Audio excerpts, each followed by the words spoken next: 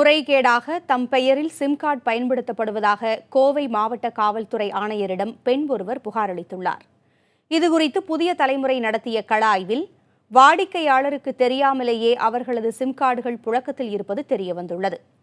கோவை செல்வபுரத்தைச் சேர்ந்த நாகநந்தினி என்பவர் தனக்கு தெரியாமல் தன் பெயரில் 4 சிம் கார்டுகள் பயன்படுத்தப்படுவதாக தொலைத்தொடர்பு ஒழுங்குமுறை ஆணையத்திடம் புகார் அளித்தார்.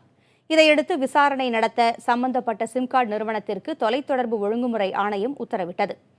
கடந்த ஏப்ரல் மாதம் புகார் அளிக்கப்பட்ட நிலையில் தற்போது தன் பெயரில் சிம் கார்டுகள் முறைகேடாக பயன்படுத்தப்படுவது குறித்து சம்பந்தப்பட்ட பெண்ணை காவல் நிலையத்தில் புகார் அளிக்க சிம் கார்டு நிறுவனம் பரிந்துரை செய்ததை அடுத்து இன்று புகார் அளிக்கப்பட்டுள்ளது. எனக்கு ஒரு லெட்ரு வந்துச்சு. அந்த லெட்ரு வந்துட்டு நான் படித்து பார்த்து அந்த லெட்ரு திருப்பி ஏர்செல் ஆஃபீஸ்க்கு ஏப்ரல் மாதம் நான் அனுப்பும்போது திருப்பி எனக்கு ஒரு லெட்ரு வந்துச்சு. போலீஸ் தொலைத்தொடர்பு டிஸ்கனெக்ட் பண்ணிட்டேன்னு சொன்னாங்க. ஆனால் அந்த 4 சிம்மு தான் இருக்குன்னு எனக்கு சொல்லியிருக்காங்க. ஆனால் எத்தனை சிம் இருக்குன்னு எனக்கு தெரியல. ஆனால் என்னோடய இதில் வச்சு யூஸ் பண்ணிகிட்ருக்காங்க.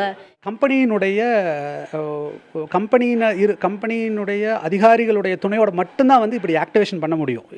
ஏன்னா அந்த இறுதியாக ஆக்டிவேஷனை ஃபைனல் இதில் ஆத்தரைஸ் பண்ணுறது கம்பெனியினுடைய அதிகாரி. ஸோ அவங்க அந்த 9 ஃபார்மையும் நேரில் பார்த்துட்டு அந்த 9 ஃபார்ம் அவங்க முன்னாடி இருக்கும்போது அவங்க சைன் பண்ணுறாங்க. இது ஒவ்வொன்றும் ஒரு வாடிக்கையாளர் ஒரே நாளில் 100 கிலோமீட்டர் 200 கிலோமீட்டர் வேறு இடங்களில் வாங்கினதா அவர் கைக்கு முன்னாடி டாக்குமெண்ட் வருது.